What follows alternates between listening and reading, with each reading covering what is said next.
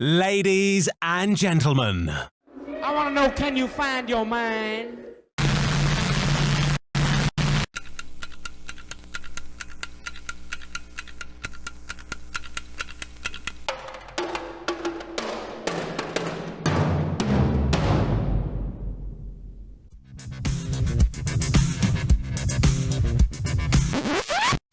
Welcome to Love Your Brain. Hello, good people of Earth. My name is Eric, and this is Love Your Brain. Who else do we have here today? I'm Jeremy. I'm Jeremy Void. I'm Shannon. And I'm Dave, and I brought a kazoo. Yes, you did. Nice surprise. Yeah, I didn't expect that at all.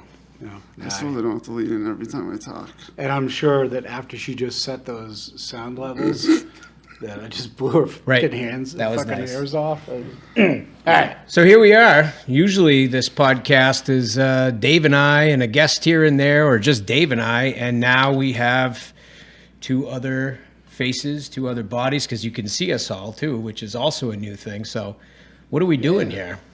Yeah, so everybody, welcome to season 2 of Love Your Brain with the Brain Trust. This is the Brain Trust. If you've listened through season 1, you remember our interview with Shannon, introducing Shannon, and you might remember our interview with Jeremy. That's Jeremy.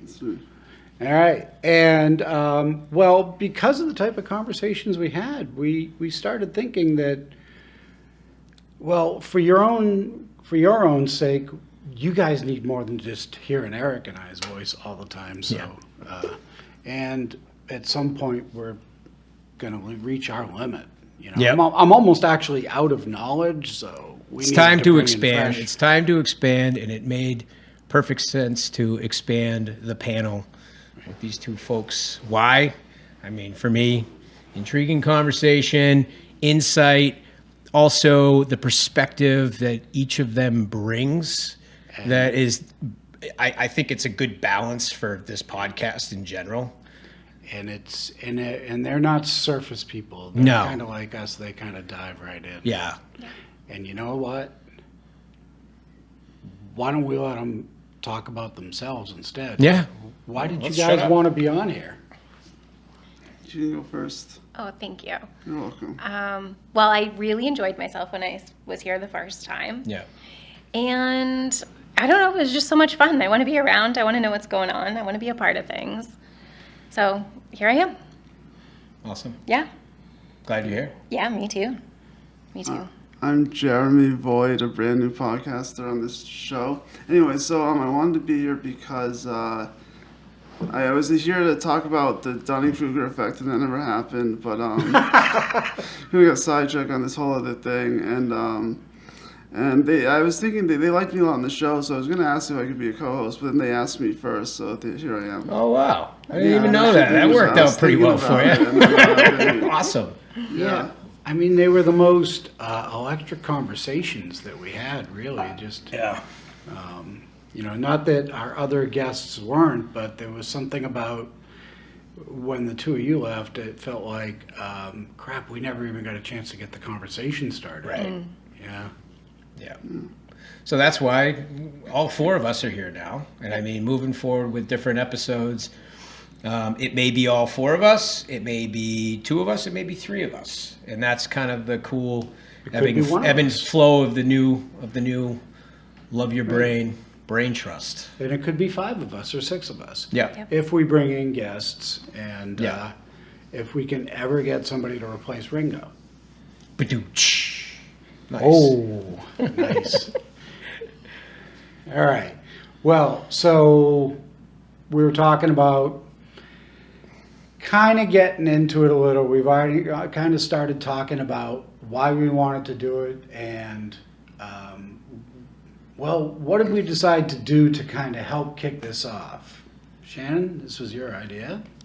So we all wrote down hopefully different questions to ask each other or just to have conversation around them.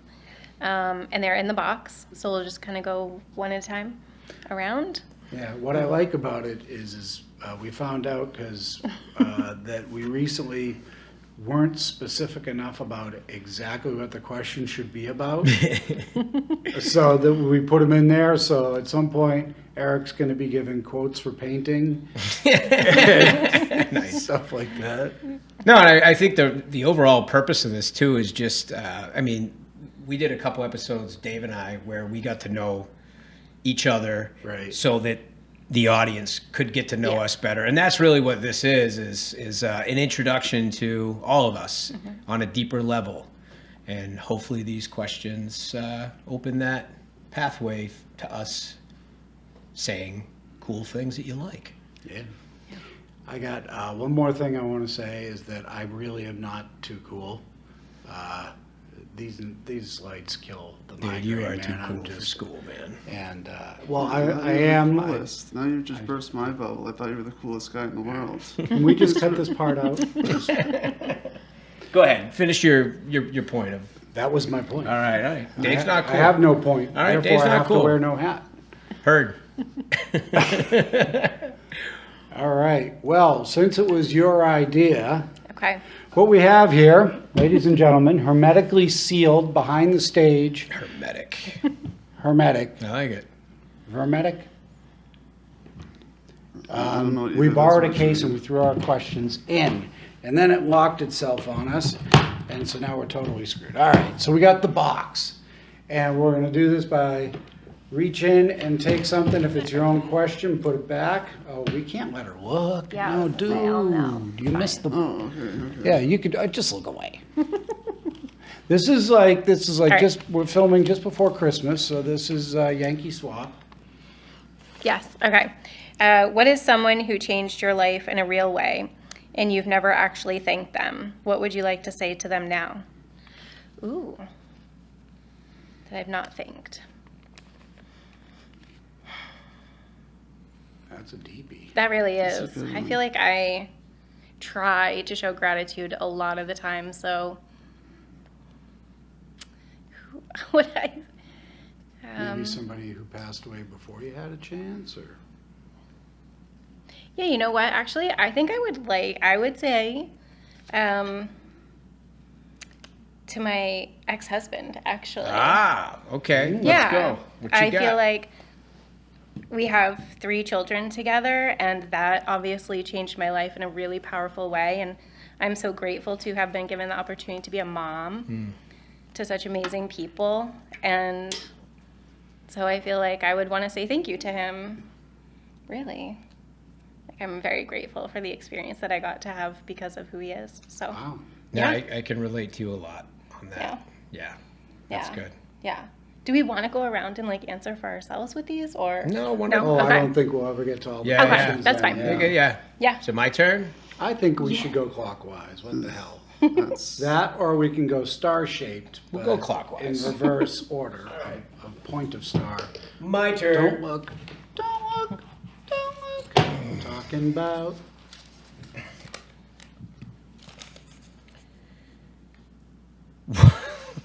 What is the airspeed velocity of an unladen swallow?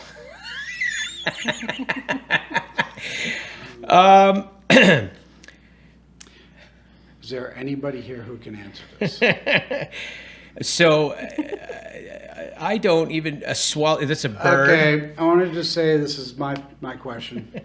And 3. that there are people out there who are watching this who are screaming at the screen right now, saying, African or European?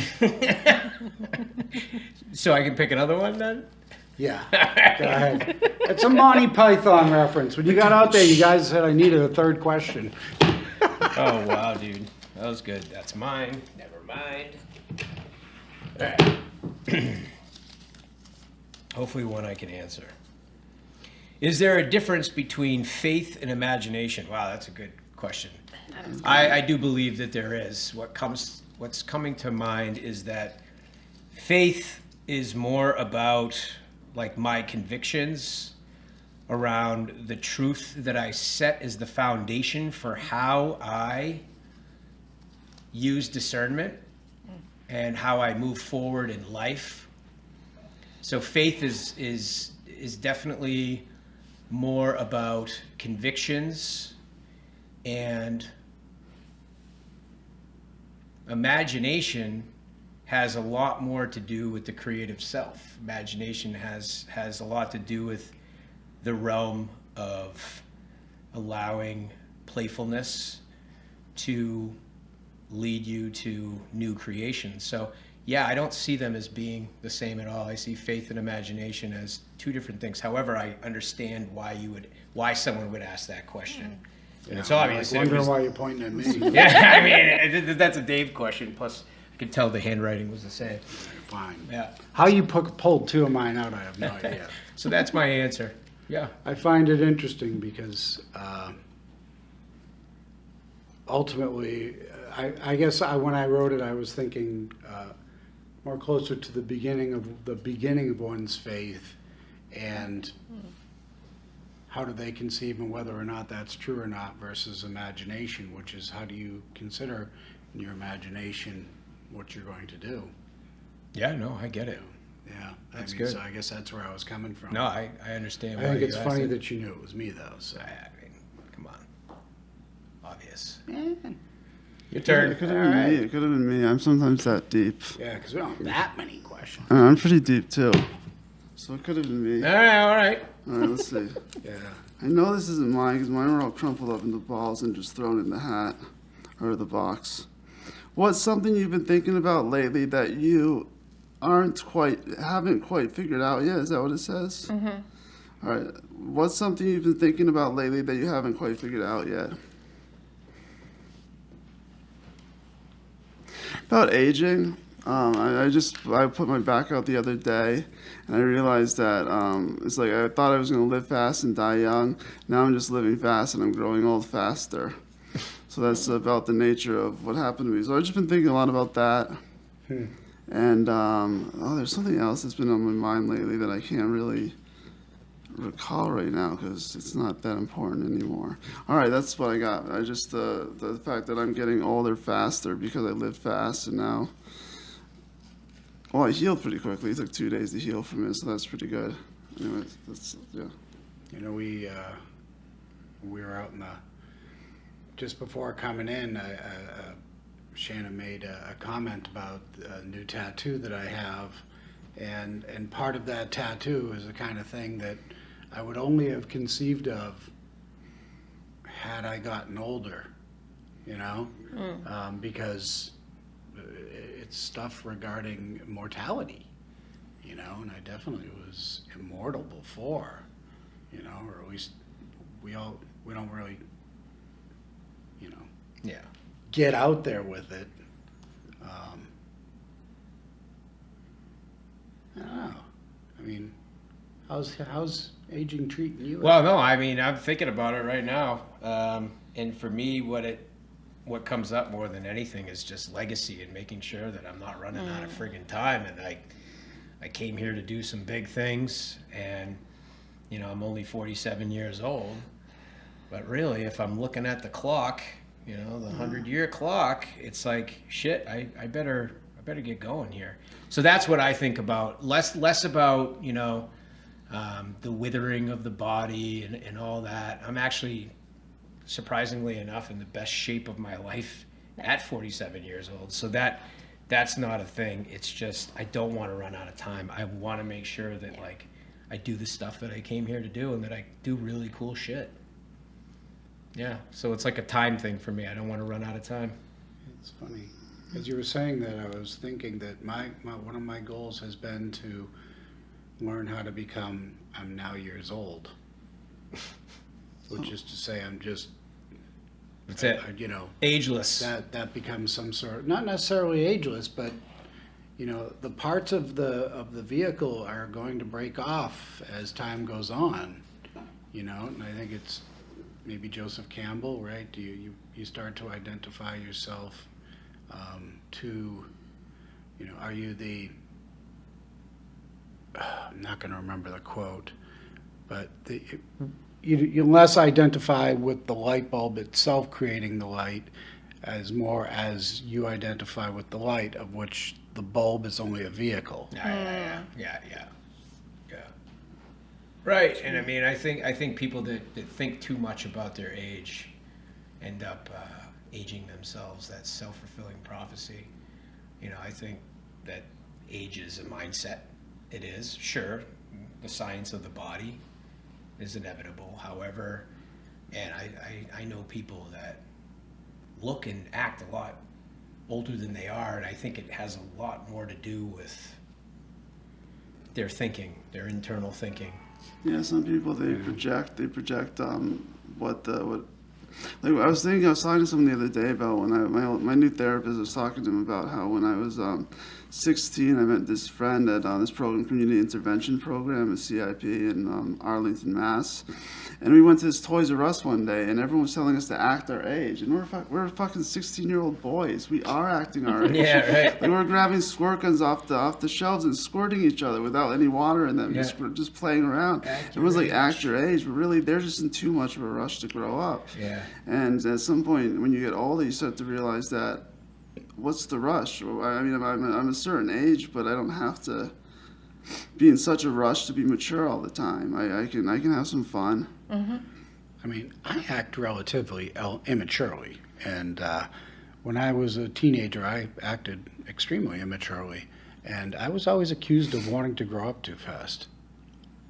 Interesting. Yeah, I think it was more that I just wanted independence. Mm-hmm. Yeah, that's big. All right, Dave's turn. all right. Oh, shoot. Little honeymooners reference there. No? Nobody? There's got to be at least a 20-year span, at least, of age among us. Yeah, right. So, What are you, I'm 50 ageless. I'm 58. I'm 47. Yeah, I'm 44. I'm 38. All right. 20 years. Cool. Boom. I'm actually Got ageless. it in right under the wire. Nice job. All right.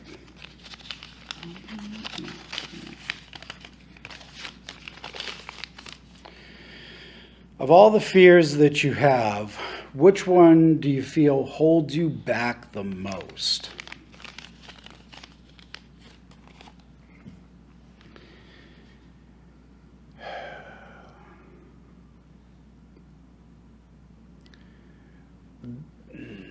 I'm trying to figure out exactly how to word the fear.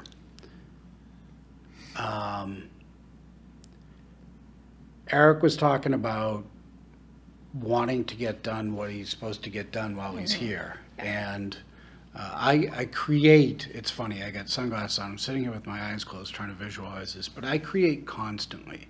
I'm writing things constantly, I'm drawing things, I'm doing collages type work, I'm doing audio stuff.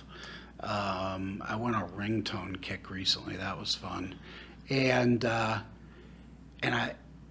recently I was up, and if any of you familiar, there's a painter up in Concord who's become and actually recently Channel 9 New Hampshire Chronicle did a piece on him. His name's Saad, and he is a painter. He's from Iraq. He lived in Egypt. His second home is in Concord. And he's become a big part of the city. Last year, the map of the city and attractions and around that the city gives out was his artwork on it. Anyways, we were talking about it, and every time I go to visit him, I visit him a few times a year, as I show him some of my new artwork. And I showed him one the other day, and he asked me if I had a print of it.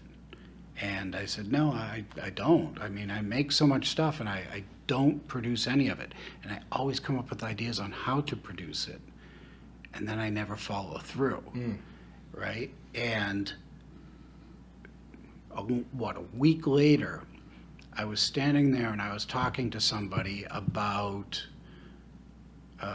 going to the Audubon Center in Auburn, New Hampshire. And that just outside of it, there's that memorial in the parking area. and there's a memorial stone to a very dear friend of mine who died right around the time they dedicated the center. And they put a stone there with something that she had written.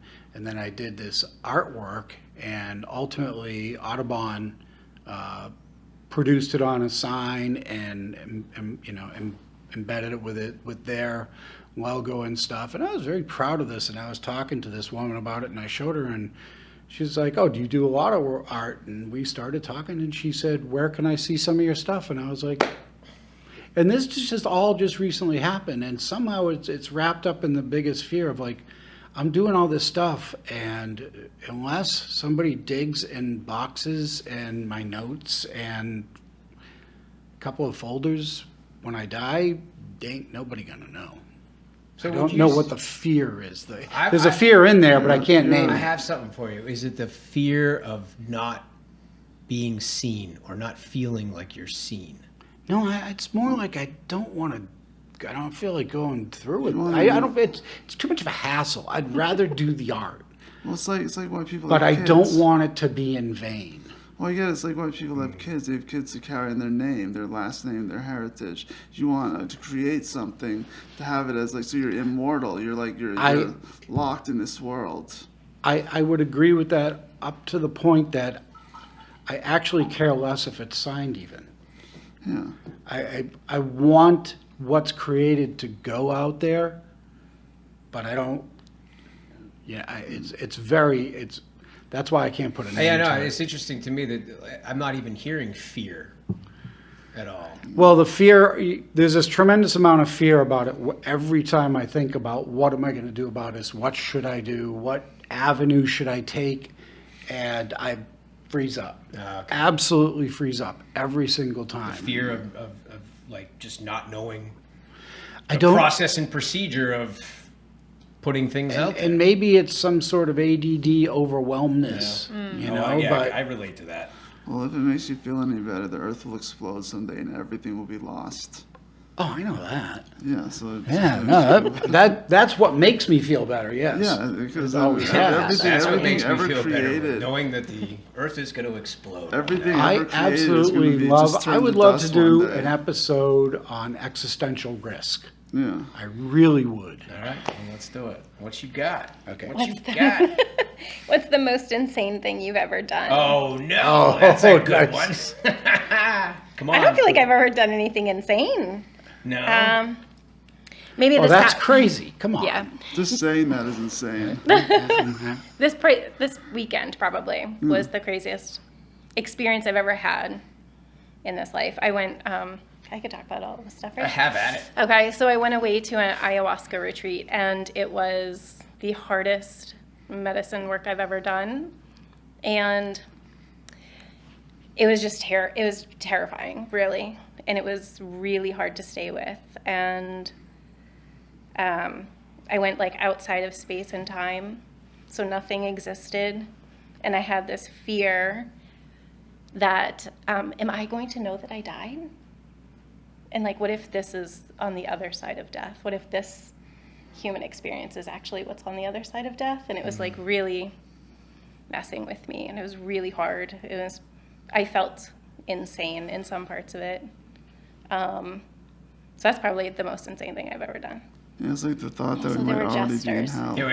You saw the Yeah. gestures? Yeah, that's Yes, not super common. That's it was. a I'm DMT sorry, The type of room deal. like literally Saw the what? disappeared. It was wild. Jesters. It was wild. It was wild. It was insane. Like court gesture, like clown court gesture. Oh, wow. Yeah. Yep. Yes. That's interesting because and I've already forgotten the question I was just going to ask you too. It relates to our conversation with the tattoo and death and fear related to death, and that's part of what the tattoo's about, is getting beyond that and realizing that it's probably one of the very few things that all humans have in common. Yeah. You know, it is one of the only things that you can count on in life. And I've started to take a different position, which is that it is something that it's going to come. The last thing I want to do is suddenly realize I'm not prepared. Yeah, I think it's good to be And I'm ready. going at it in that direction of being, Yeah. and it's, you know, it's not a frightening thing to me anymore. But this is not about me. But that's a No, I used to think that. I used to think that I wasn't afraid. I'm not afraid of dying. Any day will do, right? And got to throw some of my stuff. you got to go sometime. Yeah. I gotta. But what I'm saying is that I had this idea that I wanted to attach to, that I wasn't afraid, but it was actually in ceremony space, in plant medicine space, that I realized, oh yeah, no, you are. Yes. You really are. And like that, it's healthy. For me, it's very healthy to know that I am, because instead of ignoring this inevitable thing that all human beings experience, I'm processing it and wanting to be prepared in my own way. But you know what else I want to do? I want to help prepare my parents, like especially my dad. I did a lot of men's work over the years, and that was one of the teachings from one of the weekends I went to, is that, you know, the divine masculine role is to prepare your father for death. And like I would like to really do that. And I actually had the experience of doing that with my grandfather. He had days to live, and we knew it. And I sat with him for hours and hours in his final days, and just did really, you know, mundane things and simple things like feeding him and all that. But the greatest thing that I got to do for him was, I came in one day and he had scratched his arm, and you know, when you're old, your skin's very thin, and like he was bleeding, and the nurses were about to wrap the wound. And I asked them, I said, can I please wrap the wound for my grandfather? And that was the last thing I got to do for my grandfather, was wrap his wound. And I don't know what the symbolism is there, but like that was one of the most profound experiences that I've ever had. And yeah, and we had talks about dying and all that. But anyways, I got this story for you guys. When I was younger, I was prepared for death. I didn't care if I was gonna die. I was like expecting death. I was ready for it. Then I got sober. I started writing. I wrote a few books, and I relapsed on spice, you know, K2, and I started sweating profusely. So in my drug-addled mind, I thought I was melting. I 100% believed I was melting in that moment. I freaked out. And this is what's racing through my head, is the fact that I could have died 10 years earlier, and I had nothing going for myself. And now I got all this shit going for myself, and now I'm going to fucking die? Yeah. It scared the shit out of me. And that's when I realized, now I don't want to die anymore. healthy fear, bro. Yeah. That's healthy That's how fear. I felt like this weekend. Yeah. I mean, I really love my life. I'm so grateful. I just want to go back. I wanted to come back so bad. You did. I did. You came back. Welcome did. back. I mean, Thank you for having me. death is final, but it doesn't have to be frightening. And one of the things that this has all come out of is this, as I've talked about previously, I had a brother who overdosed in 2014, and that's, you know, most of the work that started out of that is where I'm at today, which is that, you know, I'm starting to find I have a unique ability to sit and help people and their loved ones go into death, you know, and so it's given me a completely different perspective on it, and that the fear really is, if you boil down to it, I always have a fear of wanting to know. Yeah. Yeah. And in a way, it's a fear of wanting to know. When my friend John just died last month, we were talking about a week or two before his death. I think it was on his last visit. And, you know, he had wandered away from the religion he was brought up in. He came back, and he came back at the end as he was dying, and he kind of embraced that as he went into death. But there was a lot of doubt there because, again, this is where the preparation part for me really speaks a lot, is that he all of a sudden started really worrying that it might just be nothing forever. And that was his fear. I made a joke at the time and then turned it into a longer conversation, but I said, we know it's not nothing, not just dark. And he said, how? And I said, well, we've been making science fiction movies for years that tell us there's a bright light, go to the bright light, but my point to him was, then we started to talk a little bit about, some other parts of that fear, and of belief. And I don't want to, because I think we really have all talked that grief, death, dying would be a really good topic. Well, yeah, we'll do a whole episode on that for sure. Maybe a 1 or 2 part. I think personally, death is one thing, dying is another thing, grieving is another thing. Yeah. I have a question for you, going all the way back to that piece of paper. I would imagine that there's some major, what's the word I'm looking for, as you're going forward here, bringing it into Integration. Thank you, integration. Sorry, that was that one brain cell. And so I'm sure there's an amazing amount of integration going on, but I would love for you to follow up on it at some point if and when you feel comfortable. Yeah, whenever. Yeah. Yep, I will. I'm just back. I just got back Monday. Right. So I sat for 3 nights, so I'm... 3 nights straight? Yeah. Yeah. Yes, and so I'm still like, I don't know what's real quite I yet, did that. but yeah. I tripped for 72 hours straight and it wasn't fun. No. Yeah, I mean, I did that. I did a 3-day trip once. By the end, you're like, well, I would really like to sleep. This would be really cool if I could sleep. First 24 hours, I don't remember, but I had my webcam going at the time. Basically, I just stared into space for 24 hours straight. My eyes wide open, just staring like this and making hand motions every now and then for 24 hours. Did you have people following you and like watching you? I remember the back. I would. I'd be like, I'd check on you like every couple hours. What's he doing now? The wall behind me, I remember, had a big hole in it. It was like a big window, and the next day I'm like, there's no window there.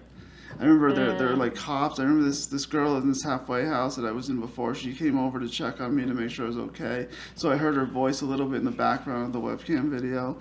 And but I remember her coming through the window where there was just a wall, and she walked through that window or climbed through the window or whatever, and there was no window there. I think she just went through the door, but somehow I saw her climb through the wall behind me.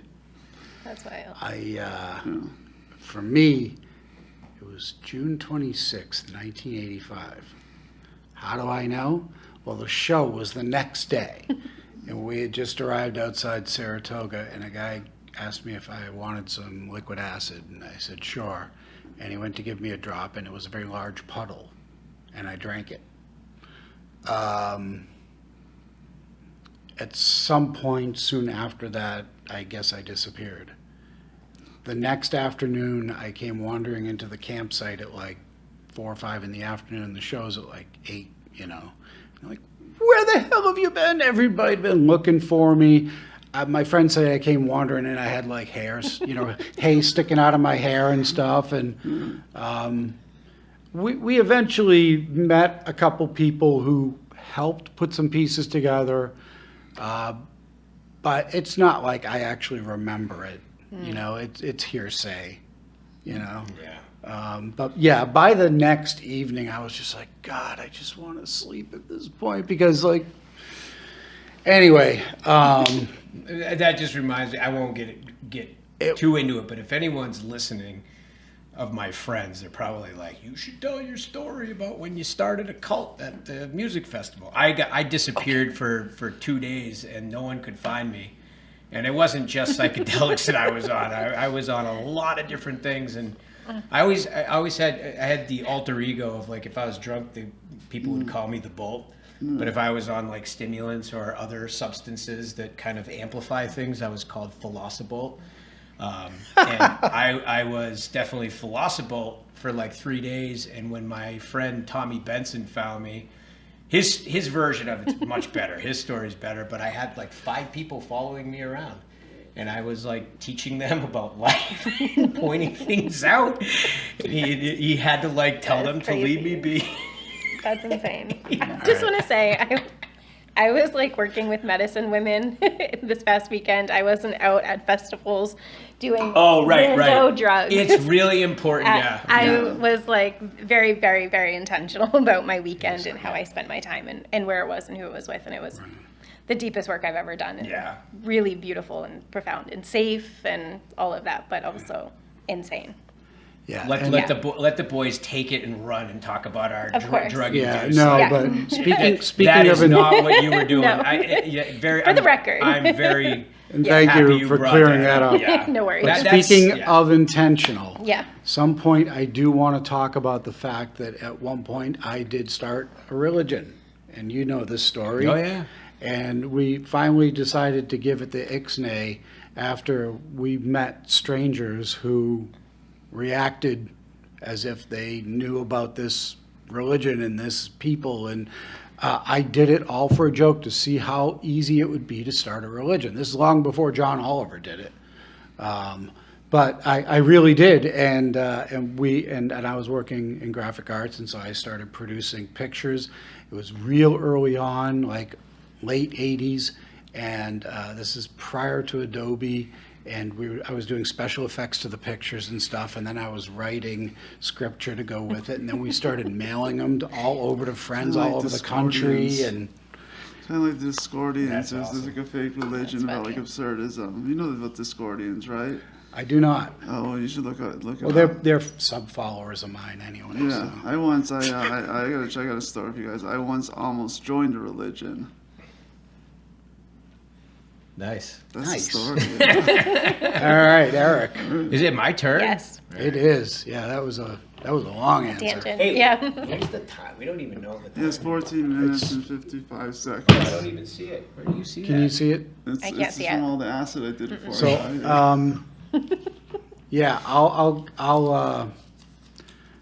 keep you guys in the loop. Cool. Perfect. When I start, All right, so here's my question. What is it that makes you feel like you don't fit in?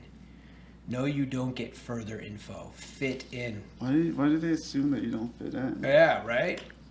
Okay, so I do fit in with my people, with my tribe, with the people that I choose to call brothers and sisters and friends.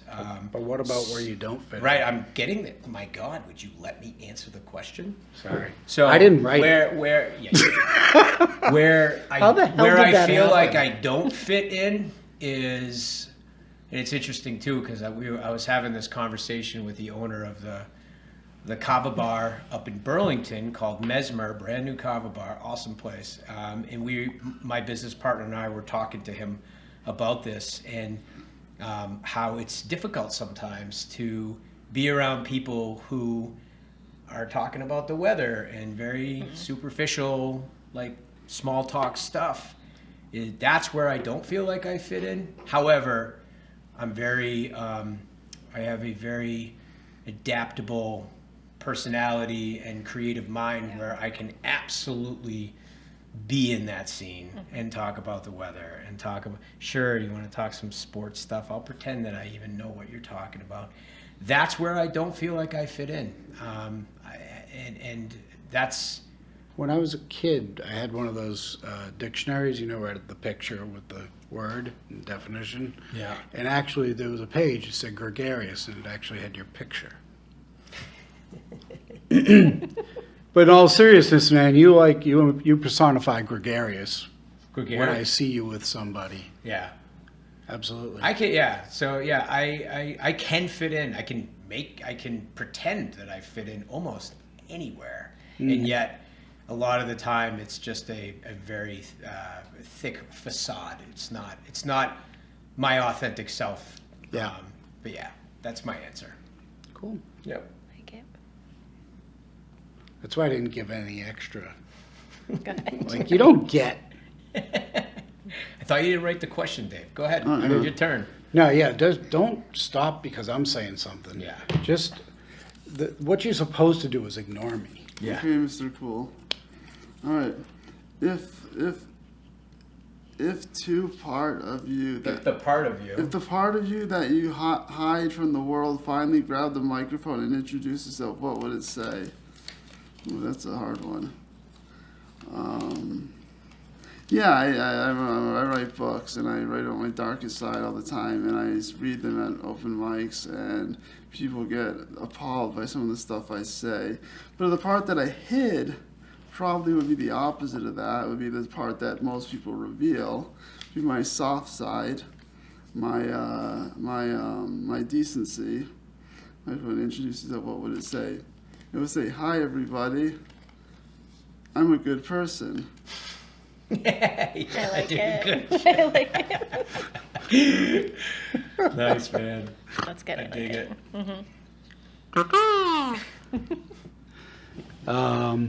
I have like 5 different kazoos, and I even have one that's got different types of reed paper that you can put it in to get different tones.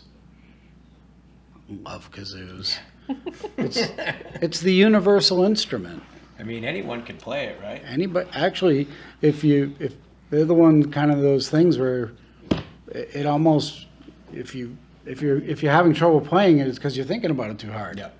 You know, like give it to a baby and they just. Oh, there it is. Oh, nice. She moved it to the top. Very good. Thank you.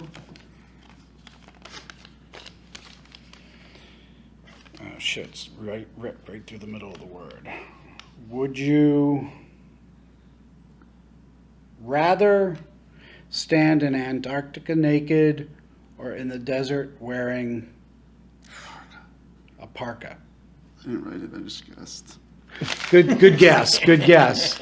Stand naked in Antarctica. Boom. Dead even.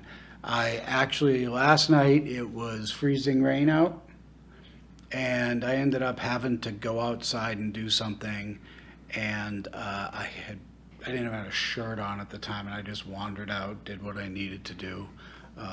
Oftentimes in the winter, I will go outside just to go, like when it is, around 0, 10 below or something, and the wind isn't moving, and you're just walking through like an empty field. I love winter hiking, and I can't recently do it, but I absolutely love the cold.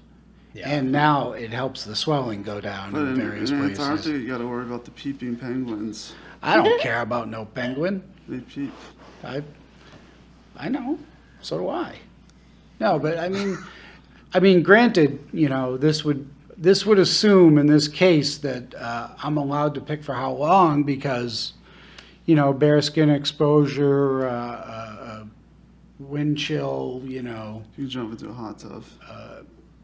shit's gonna start falling off me quick down there. But Wim Hof reminds me of Yeah. Wim Hof. You know about Wim? no. No, he's got records for like climbing Mount Everest, like without any Shorts. clothes on and shorts, and he's figured out how to like do the mind over matter thing. Records for submerging in ice water And the other thing is and not going into hypothermia. I don't mind nudity, right? Like especially in my 20s, spent a bunch of time going to different nudist locations with groups of people and stuff, and my mother had trouble keeping clothes on me. It's just, I prefer just they're a pain in the ass. If I could not wear them, I just wouldn't, Yeah.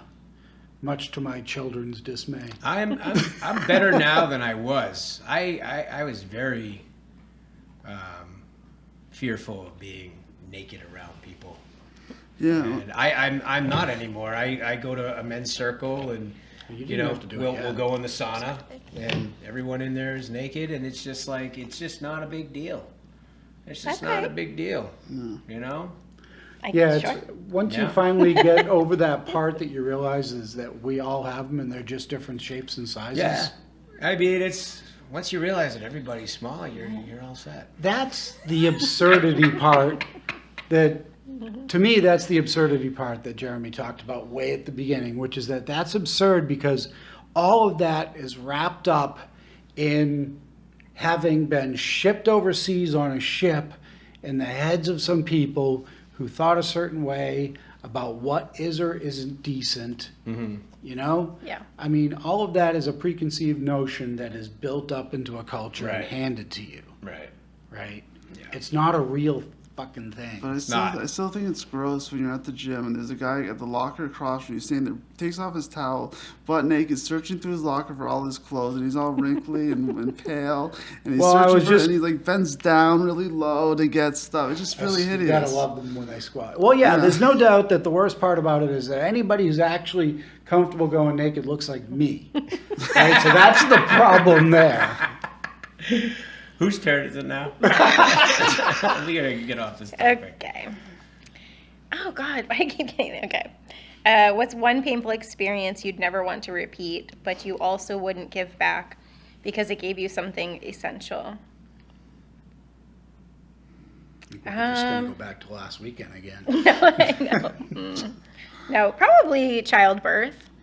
I had all my babies naturally, and There's no walk in the park. no, but Cringe. I did it, survived, we all survived, so I think that's something that I'm grateful for, but I wouldn't do again. Clearly, I mean, I there- didn't do it again. I say that meaning like it's the thing that people compare other pains to. Yeah. Right? That's always like, well, compared to childbirth, I Right. mean, so Yeah. that's no walk in the park. What No. was your main reason for wanting to go natural? Okay, this is nothing spiritual at Yeah, all. yeah. We lived in the Midwest in Missouri, and I had my babies at a very tiny hospital. And growing up here in New England, and like going to Boston Children's or having access to really amazing doctors here, I didn't trust them to put a needle in my back. I was like, I don't know these people. I don't know where they went to school. Did they go to school? Are they veterinarians? Like, it was like a little Wow. podunk. Podunk. Yeah. So, yeah, I just was not going to That's trust a them good to put a reason. needle in my back. Yeah. And after you do it the first time, and you're up an hour later and you're showering and you realize like how capable the female body is, it's like, well, just do it again. Yeah, amazing. Yeah. Yeah, my Nothing wife. hippy dippy. I liked it. My That's a good wife answer, said that though. I could. She thinks I could subdue childbirth and be okay, but I have to remind her that I have balls and not a vagina, and balls are a lot lesser durable than a vagina. Yeah, I got 2 dogs, and that's for sure, man. They break faster. They and, do. And then They you get do. destroyed I know. Faster. It's Yeah, wild. speaking of breaking balls, why don't you answer? All right. My turn. Hey, there's only 2 left. Let's see if we can get through 'em. What's a recent aha moment you've had, big or small, that surprised you? Okay, 2. Number 1, an aha moment that I had was that anger is how I cry. Ooh, that's powerful. Yeah, That's quite an and like, insight. yeah, it was like holy shit, because I do struggle with anger and how it's my first go-to reaction when I'm, in a debate, argument. There's conflict, there's chaos, and really, the aha moment was that that's how I cry. Not to get into this deep, childhood psychological talk. But I don't think I was, I had a great childhood, and I was not really taught or shown that being emotional was okay. And so I never expressed healthy emotions and just pushed it all down. And I think a lot of men struggle with this. But anger's how I cry. I just learned recently that when men hit puberty, there's something that splits in their brain, like chemically actually splits. So women don't have that issue. So there's something splits, so they don't connect tears with them. Like they don't let themselves get vulnerable. There's actually a chemical imbalance in our brains as we hit puberty, and I don't really understand it fully, but it sounds like it could be true. Interesting. Oh. The other aha moment. I would love to see information on that, Yeah. on where you got that I'll have from, to- because I'm thinking of other cultures where, you know, it is something especially that people will do openly at funerals and what have you, male or female, you know. It's, Yeah. Well, it's harder for men to achieve this vulnerability like that than women can because of the split in their brain. yeah, I'd love to see more on that. Yeah, I'll have to find it and get it to you. Sorry about that. We Eric. probably it's good. Well, we got 2 more questions. Want to see if we can get Let's to them? do it up. I gotta go real fast. No, you don't. I opened it real, You go real heavily. Which one am I going to pick? Fast. If you could instantly be great at one thing, what would you pick?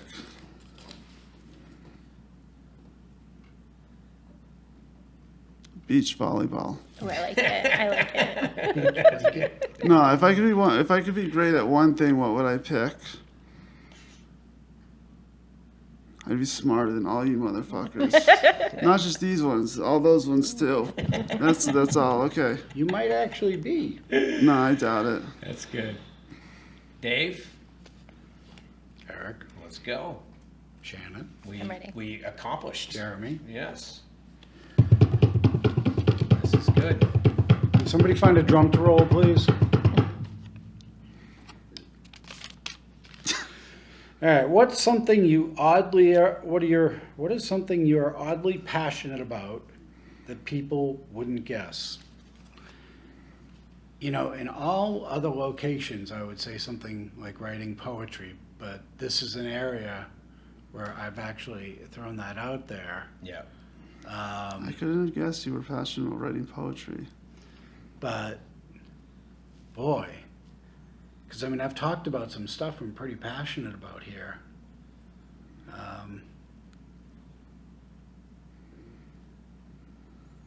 Actually, I'm very passionate. Oh, Just say it, Dave. In 2 seconds. I'm very passionate about thinking. Yeah. I'm very passionate about.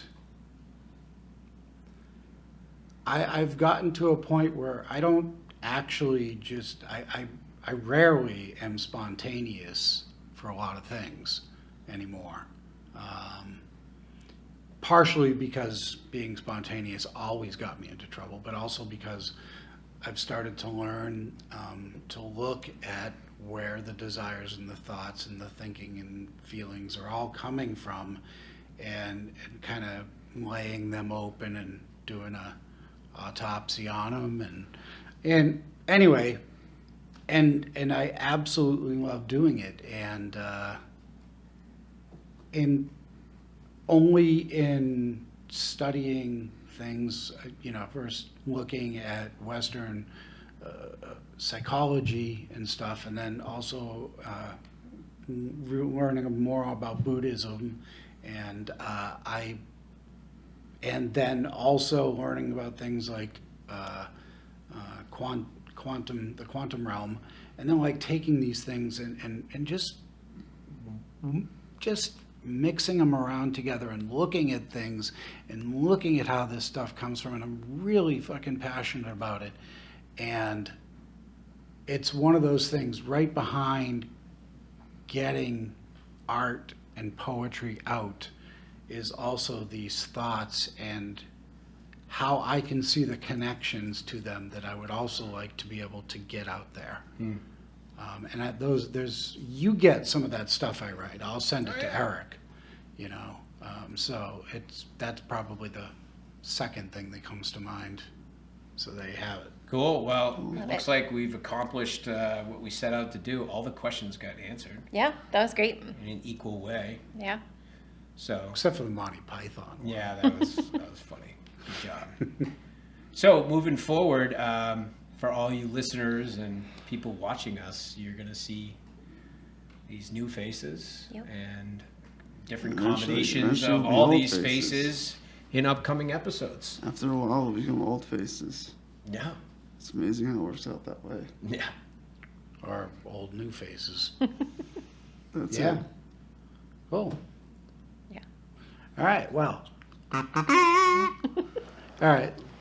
with that being said, we'll see y'all next time on Love Your Brain. Thanks very much. Bye. Thanks for listening, and until next time. Oh, wrong setting. That's better. Thanks for listening, and until next time, don't forget to love your brain.